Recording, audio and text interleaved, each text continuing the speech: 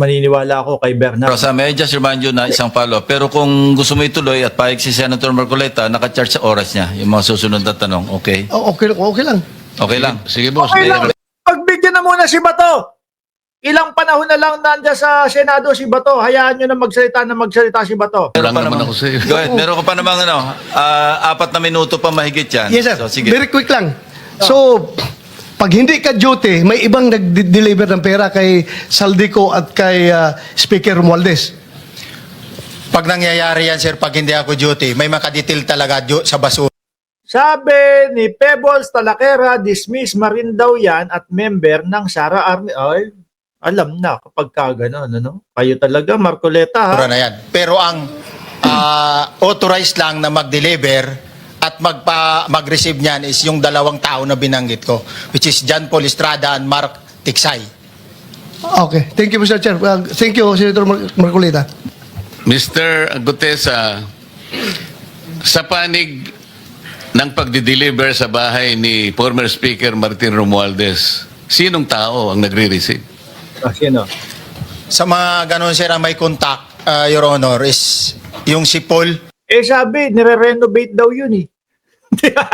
Magkano kaya ang bayad dyan? Sabi ni Jenny Ramos. Sabi, binirenovate daw yung bahay. O sino, mga construction, yung mga pinagde-deliveran nyo ng mga pera. Sir Mark, parang puro marites lang to. Sayang ang pera ng taong bayan. Sabi ni Eduardo Katipunan. Ewan ko dyan kay Marcoleta. Kung sino-sino dinadala. At si Mark lang ang may contact doon sa receiver. So pagdating doon, nakabukas na yung gate doon sa Forbes, pumapasok na lang kami. Then pag nabuhat na namin yung mga malita na ibaba na, so lalabas na kami. Wala na kaming basta may deliver lang namin yung mga basura doon sa bahay, wala na kaming noon, Your Honor. Sandali. Kanina sabi mo, nakita mo pa nagbibilang. Ngayon, basta na-deliver na, wala nang pakialam. The moment na umabot ka sa pagbibilang ng pera, ibig sabihin, nandoon, nakapasok ka sa loob. Tama ho ba ako, mga kababayan? The moment na sinabi niya kanina na nakita niya yung isang tao, binibilang yung pera, nakapasok siya mismo sa loob. At hindi naman sigurado yun, bibilangin sa pintuan lang.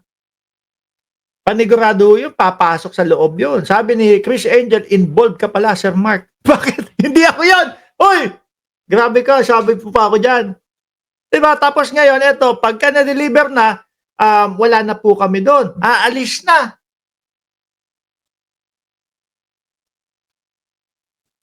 Marcoleta, niloloko yata kami nitong nitong witness mo, ang gulo, Tapos kanina, yung una pa lang, box. Tapos biglang malita na.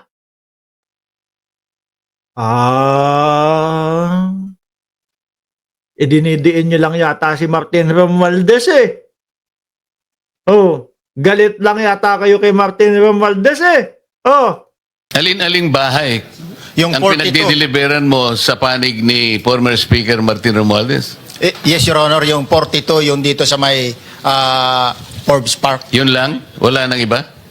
Mayroon pa yung bagong nakaraan doon sa 19 Nara, yung dating bahay ni Michael Yang. Uy! Bakit? Sandali! Wait lang! Wait! Sinasabi ng mga nagko-comment dito, Sara Army, ito. Ngayon, umabot ka doon sa alam mo yung bahay dati ni Michael Yang. Dahil ba napapasyal ka na dati doon? Alam mo na. Tapos kung kukonekta ho tayo doon sa mga pangyayari dati, mga kababayan, si Michael Yang, advisor ni dating Pangulong Duterte. Aba, dami alam. Ikaw, sabi sa iyo ni Marcoleta, wala nang adlib. Kung ano lang, yung sasabihin, alam mo yung bahay ni Michael Yang, Sa pagkakatanda mo, mayroon pang ibang lugar na kung saan nagdi-deliver kayo? Sa Aguado, dyan sa Malacanang. Aguado?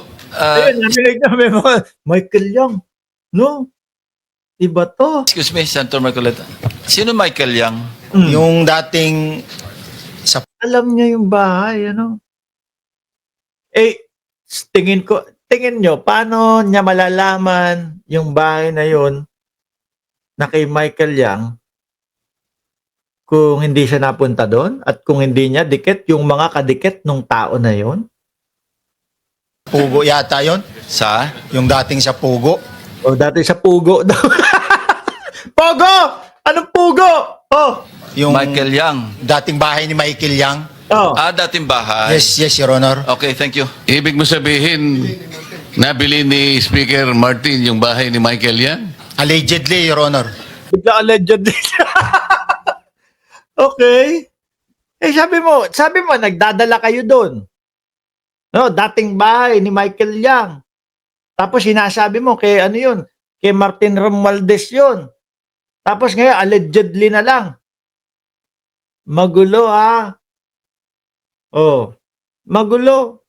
Para masabi mo, malaman mo na bahay ni Michael Yang yung dati, kailangan maging close ka doon sa mga ka-close niya mga yan.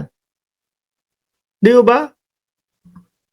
Hindi nga niya kilala si Michael Yang, sabi ni Rosewin Isidro. Pero paano mo alam na bahay ni Speaker yun?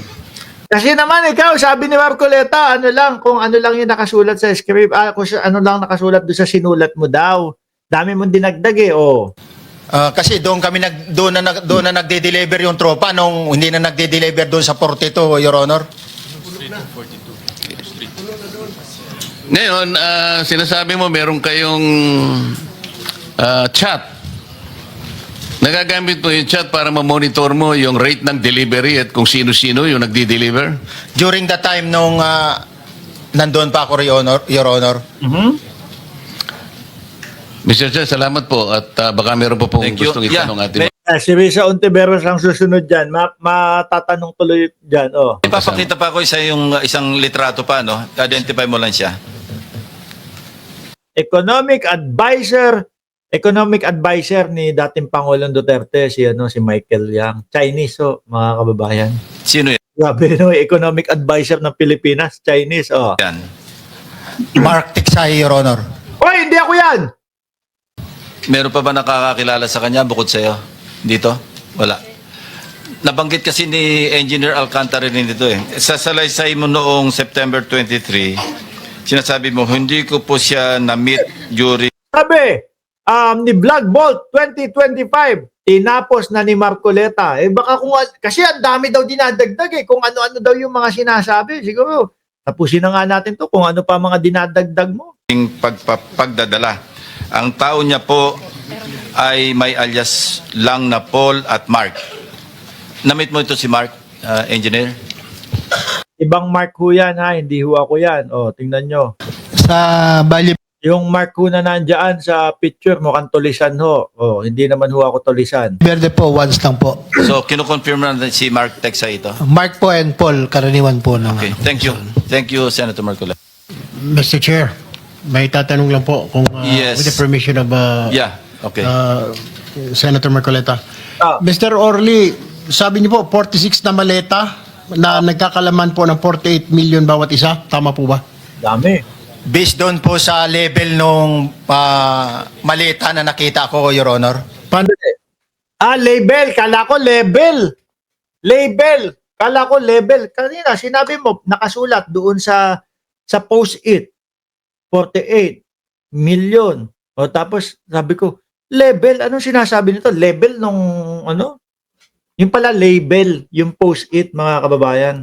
Ano po nalaman ninyo na 48 million po ang laman ng bawat isa? Kasi bawat malita po, mayroon siyang post-it na nakalagay, may sign na 48. Lahat po yun may 48. Yes, Your Honor. So, yung 46 maleta, 48 million ang laman, ay nagkakahalaga po ng 2.2 billion. Alam niyo po ba yan kung 3 times a week ang sinasabi ninyo, ang delivery?